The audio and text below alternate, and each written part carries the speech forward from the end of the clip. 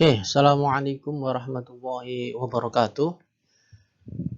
Alhamdulillah, wassalatu wassalamu ala rasulillah, la hawla wa la quwwata illa billah, ma ba'dah. Para mahasiswa sekalian, bertemu kembali dalam mata kuliah Sistem Parlemen Indonesia. Kali ini kita masuk dalam pertemuan yang kelima. Tema pertemuan kita kali ini adalah mekanisme kerja Parlemen Indonesia. Pertemuan sebelumnya kita sudah membahas struktur parlemen di Indonesia, terus kemudian sekarang ini kita membahas mekanisme parlemen Indonesia. Ini ada kaitannya ya antara struktur dan mekanisme kerja parlemen di Indonesia. Nanti saya sampaikan. Oke, masih seperti pertemuan sebelumnya ketika membahas struktur parlemen Indonesia, materi pertemuan kali ini rujukannya adalah website DPR ya. Nanti mekanisme kerja parlemen Indonesia selain di DPR juga bisa dilihat mekanisme kerja DPD ya. Nanti juga kita singgung sedikit-sedikit ya di mata kuliah kita kali ini. Oke, nanti bisa dilihat website di DPR tentang mekanisme kerja DPR. Saya hanya ingin menambahkan beberapa hal yang mungkin di dalamnya belum ada dan juga menyederhanakan atau memudahkan supaya mahasiswa ketika melihat website DPR ini khususnya dalam hal mekanisme kerja bisa mendapatkan gambaran yang utuh, yang mudah sehingga bisa memahami apa yang menjadi mekanisme kerja DPR. Oke, secara umum mekanisme kerja DPR itu kalau kita ingat ya sistem politik atau teori sistem ya yang disampaikan oleh David Aston kalau tidak salah di semester ke-1 atau kedua ya tentang teori sistem politik Indonesia ya. Itu seperti ini. Jadi mekanisme kerjanya kurang lebihnya seperti ini. Ada input dari masyarakat berupa demand, tuntutan atau support, dukungan, terus kemudian diproses di dalam proses konversi untuk nantinya menghasilkan sebuah keputusan decision yang nanti outputnya berupa peraturan-peraturan atau regulasi. Kalau regulasi atau peraturan itu bagus, disetujui masyarakat, maka akan dilaksanakan dengan bagus juga. Tetapi kalau regulasi yang dihasilkan bermasalah, bahkan mungkin bertentangan dengan apa yang menjadi aspirasi masyarakat, biasanya dilakukan feedback ya, umpan balik kembali untuk kemudian nanti bisa diproses lagi di DPR atau sekarang juga bisa langsung diajukan judicial review di Mahkamah Konstitusi. Kurang lebihnya seperti itu ya sistem kerjanya di parlemen, dalam ini di DPR ya. Oke, untuk tahu soal mekanisme kerja, maka terlebih dahulu kita harus tahu unsur-unsur mekanisme kerja. Saya mencatat untuk memudahkan para mahasiswa sekalian memahami mekanisme kerja parlemen ini, paling tidak ada 5 unsur yang bisa diketahui. Yang pertama, struktur dan anggota parlemen, seperti yang tadi saya sampaikan ya. Antara struktur parlemen dan mekanisme kerja ada hubungannya apa sih? Nah ini. Struktur parlemen atau anggota parlemen dan seterusnya yang kemarin kita bahas di pertemuan sebelumnya itu merupakan salah satu unsur mekanisme kerja. Kemarin sudah kita bahas panjang lebar ya, ada 4 bagian, ada lembaga kepentingan di DPR, terus kemudian alat kelengkapan dewan, terus kemudian ada tim atau panitia yang lain, kemudian ada sekretariat jenderal DPR. Itu struktur yang di dalamnya juga ada anggota parlemen. Atau kalau dalam bahasa simpelnya, mungkin masih ingat para mahasiswa sekalian ada 5W plus 1H atau 6W plus 1H begitu ya. Who, whom, what, why, where, when plus how gitu. Struktur dan anggota parlemen ini who, siapa, ini objeknya, ini subjeknya, nanti bermain penting ya, vital di dalam sebuah mekanisme kerja sistem politik tadi ya. Begitu, meskipun juga ada pemain-pemain yang lain yang nanti akan saya sebutkan, tetapi bagaimanapun anggota parlemen ini di dalam struktur ya tentu saja dengan berbagai macam alat yang dimiliki mempunyai peran yang sangat vital. Oke, yang kedua tahun sidang atau when ya, waktu kapan tuh. Tahun sidang itu kapan sih? Terus kemudian apa namanya? eh, berapa lama? Terus kemudian jangka waktunya itu apa namanya sampai kapan dan seterusnya nanti akan kita bahas. Terus kemudian yang ketiga jenis rapat. Jenis rapat itu where. Kok where sih? Ya, karena jenis rapat nanti menentukan di mana pembahasan apa namanya sebuah input dari masyarakat tadi dibahas. Where di sini tidak bisa diartikan letter luck setempat ya, meskipun juga bisa diartikan tempat tempat fisik juga bisa, tetapi dalam artian where di sini ada jenis rapat. Jenis rapat itu biasanya menentukan tempat rapatnya juga itu. Tapi paling tidak jenis rapat ini adalah menentukan di mana nanti di mana di jenis rapat mana sesuatu itu akan dibahas. Itu maksudnya. Memang apa namanya rapat-rapat di DPR memang harus ada di kompleks apa namanya dewan di lokasi kantor dewan apa namanya idealnya. Kalau dulu itu rapat dewan itu bisa di hotel ya dulu. Kalau terus kemudian ada apa namanya ada protes dari masyarakat terus kemudian dikembalikan harus rapat di apa rapat dewan harus di hotel. Maaf rapat dewan harus di komplek apa nama parlemen. Oke, yang keempat pengambilan keputusan ini how, bagaimana keputusan itu diambil, bagaimana nanti para anggota dewan itu merespon input dari masyarakat baik demand, tuntutan maupun support dukungan itu bagaimana mereka merespon, bagaimana mereka kemudian membahasnya, kemudian bagaimana cara mereka menentukan kebijakan yang akhirnya nanti mengeluarkan sebuah peraturan begitu. Yang berupa apa namanya undang-undang ya itu how ya. Terus kemudian yang kelima adalah RUU karena bagaimanapun nanti yang digodok itu ya RUU terus kemudian di dalamnya termasuk RAPBN ya rencana anggaran pendapatan belanja negara begitu terus kemudian persoalan kontrol dan lain-lain itu why apa sih mengapa sih apa namanya mereka harus membuat apa namanya melakukan sebuah sistem politik ya ini karena ada ini input dari masyarakat itu. Terus kemudian what apa yang digodok ya ini input dari masyarakat. Inilah mengapa mereka harus mau tidak mau harus apa namanya melakukan sebuah langkah-langkah atau kerja-kerja parlemen. Oke, yang keenam adalah masyarakat atau lembaga di luar parlemen ya, baik lembaga apa namanya lembaga eksekutif maupun lembaga yudikatif maupun lembaga-lembaga yang lain termasuk yang dari masyarakat ya. Masyarakat itu bisa institusi kelembagaan bisa perorangan. Nah, ini nanti juga ada pelibatan mereka ini ya di dalam rapat-rapat di DPR begitu. Inilah yang disebut HUM ya, yang melibatkan orang lain. Jadi di sini paling tidak ada 6 W plus 1 H ya. Yang pertama struktur dan anggota parlemen sudah kita bahas di pertemuan sebelumnya. Hari ini dalam mekanisme kerja kita membahas yang nomor 2 tahun sidang, nomor 3 jenis rapat dan nomor 4 pengambilan keputusan. Nomor 5 dan nomor 6 bagaimana nanti akan dibahas di pertemuan berikutnya. Nomor 5 itu nanti dibahas di pertemuan setelah MIT ya karena memerlukan pembahasan yang lebih detail. Ada rancangan undang-undang nanti berkaitan dengan fungsi legislasi, ada RAPBN berkaitan dengan fungsi apa namanya anggaran, ada persoalan kontrol karena berhubungan dengan fungsi kontrol begitu.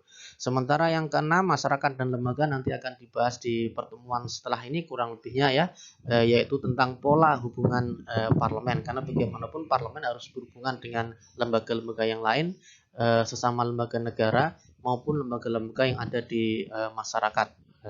Kurang lebihnya seperti itu.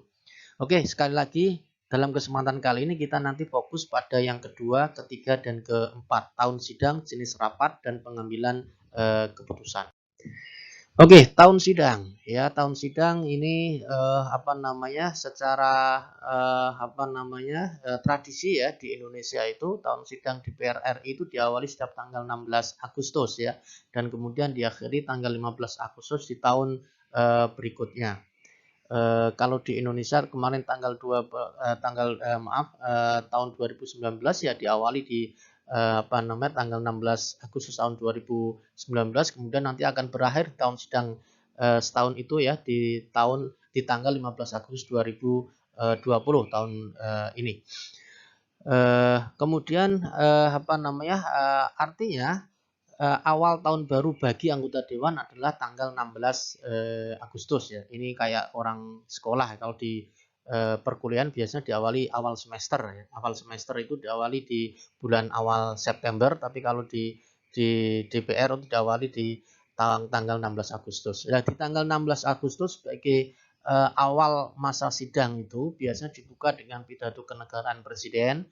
Biasanya ini pidato tentang nota keuangan negara ya. Kemudian dan ini merupakan kemudian dilanjutkan dengan pidato pembukaan masa sidang pertama oleh pimpinan DPR.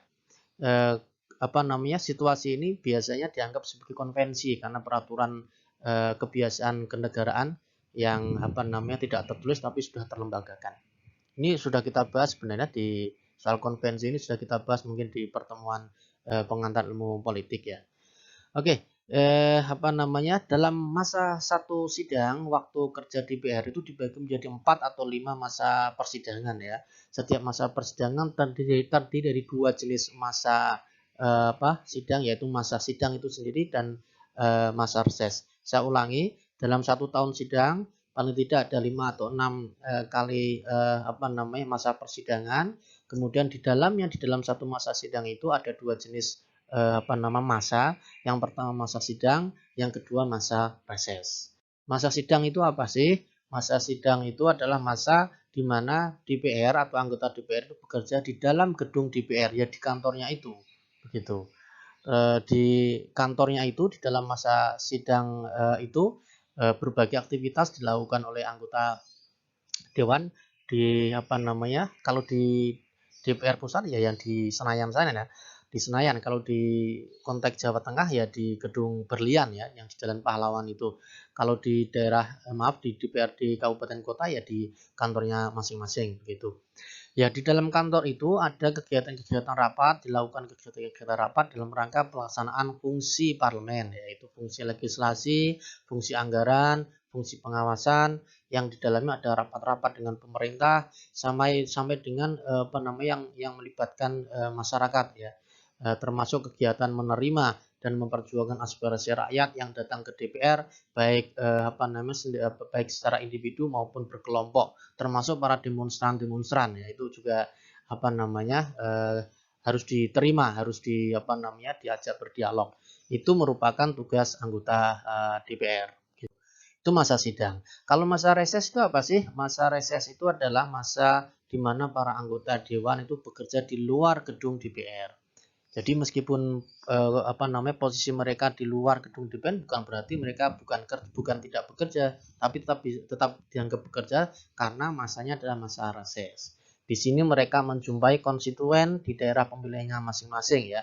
Kalau yang dulunya terpilih dari dapil di Jawa Tengah berapa begitu ya harus kembali ke dapil daerah Jawa Tengah berapa itu. Untuk apa sih? Untuk menjaring aspirasi, menampung aspirasi konstituen serta melaksanakan fungsi pengawasan yang dikenal dengan kunjungan kerja. Jadi ada kunjungan kerja Kunker ke daerah-daerah itu.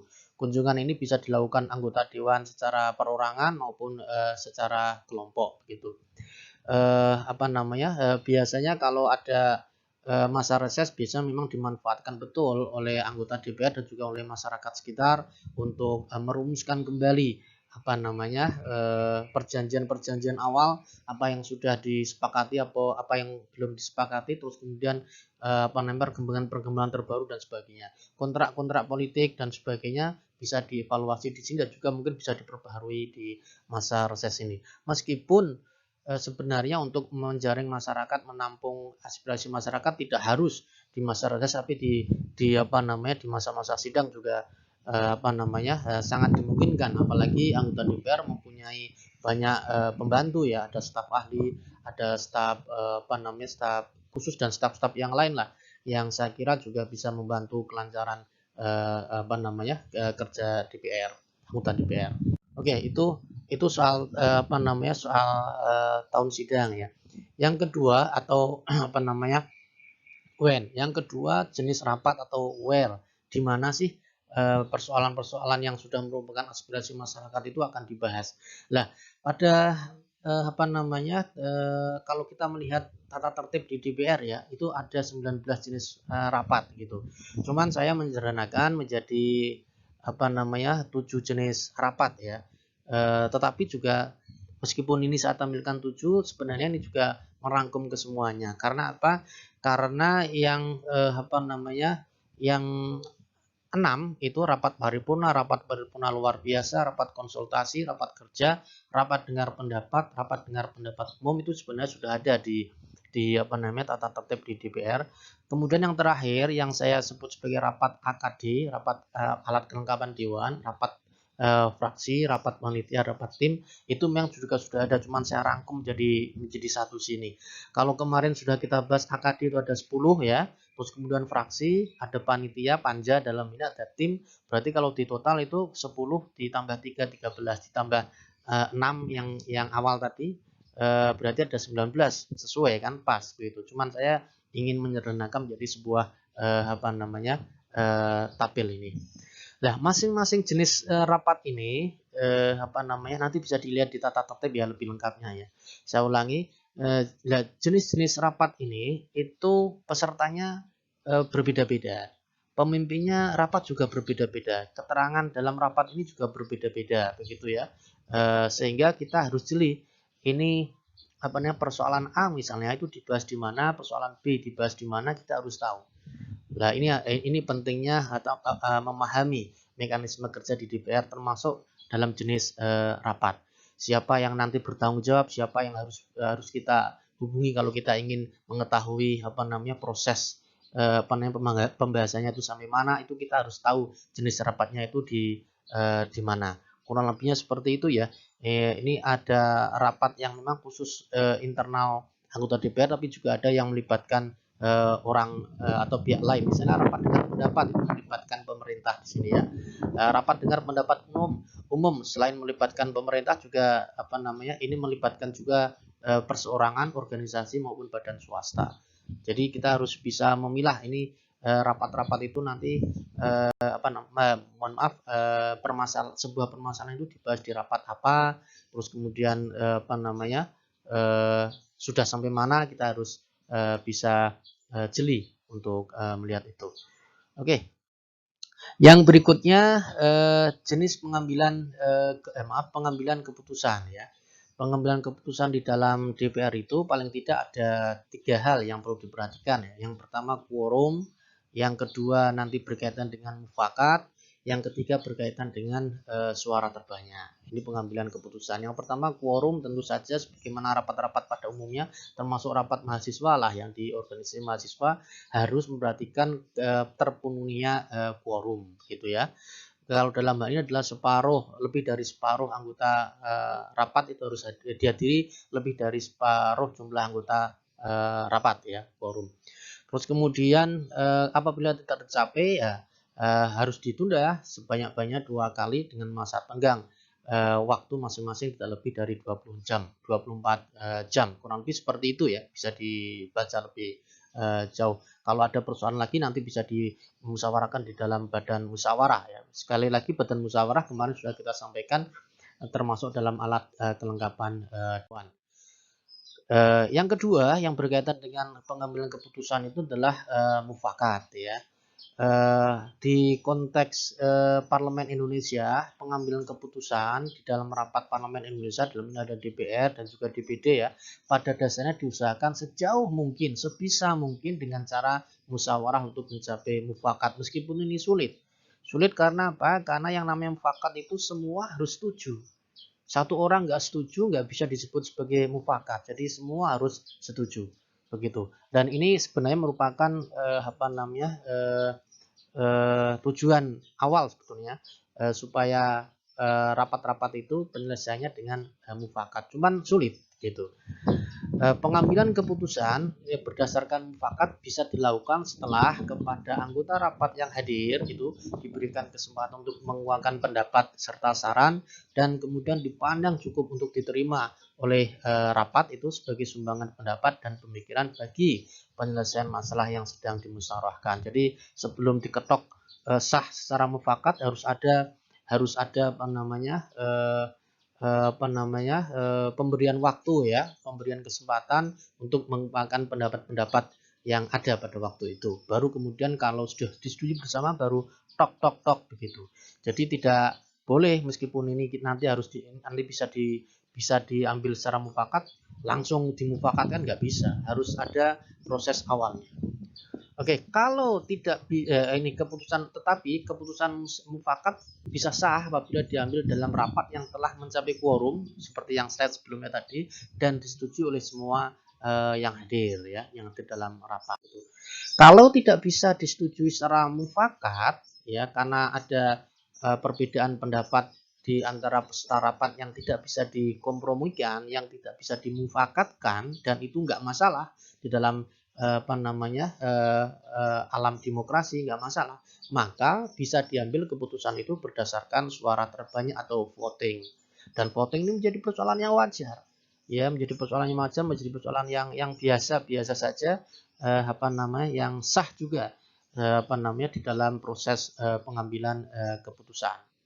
Keputusan berdasarkan suara terbanyak adalah sah apabila diambil dalam rapat yang telah mencapai quorum ya. Tentu saja pencapai quorum itu menjadi syarat ya, baik mufakat maupun voting harus quorum dulu ya. Kemudian disetujui lebih dari separuh jumlah anggota rapat yang hadir ya. Nah, di dalam voting ini ada dua cara. Yang pertama bisa pengambilan suara itu bisa dengan cara terbuka ya, ini dilakukan menyangkut kebijakan ya, menyangkut kebijakan negara yang besar lah, signifikan, dan juga bisa dilakukan secara tertutup apabila itu menyangkut orang per orang begitu, kasus-kasus tertentu atau masalah lain yang dianggap perlu begitu. Pemilihan suara secara tertutup ini dilakukan dengan cara tertulis nulis di kertas begitu, tanpa mencantumkan nama, tanda tangan, fraksi pemberi suara atau tanda lain yang dapat menghilangkan sifat kerahasiaan. Atau dapat juga dilakukan dengan cara lain yang tetap menjamin sifat kerahasiaan itu ya. Jadi masih ada tetap ada penghormatan terhadap privasi anggota parlemen. Tetapi kalau memang itu harus dilakukan secara terbuka ya terbuka, langsung tidak boleh ditutup-tutupi. Kalau perlu harus disiarkan live oleh media, karena memang itu harus dilakukan secara terbuka yang menyangkut masalah-masalah kebijakan atau masalah-masalah yang menyangkut hajat hidup orang banyak. Terus kemudian itu harus ada transparansi di situ. Saya kira itu yang bisa saya sampaikan para mahasiswa sekalian soal mekanisme kerja DPR. Tiga hal ya, yaitu tahun sidang, jenis rapat, dan pengambilan keputusan. Nanti yang berikutnya soal masyarakat dan lembaga nanti dibahas di pertemuan berikutnya. Terus kemudian yang persoalan RUU, persoalan RAPBN, persoalan kontrol nanti dibahas setelah MIT. Yang kesemuanya itu seperti yang tadi saya sampaikan, keenam itu merupakan unsur mekanisme kerja di DPR. Saya kira cukup sekian, mungkin ada pertanyaan silahkan. Ihdinas shiratal mustaqim. Assalamualaikum warahmatullahi wabarakatuh.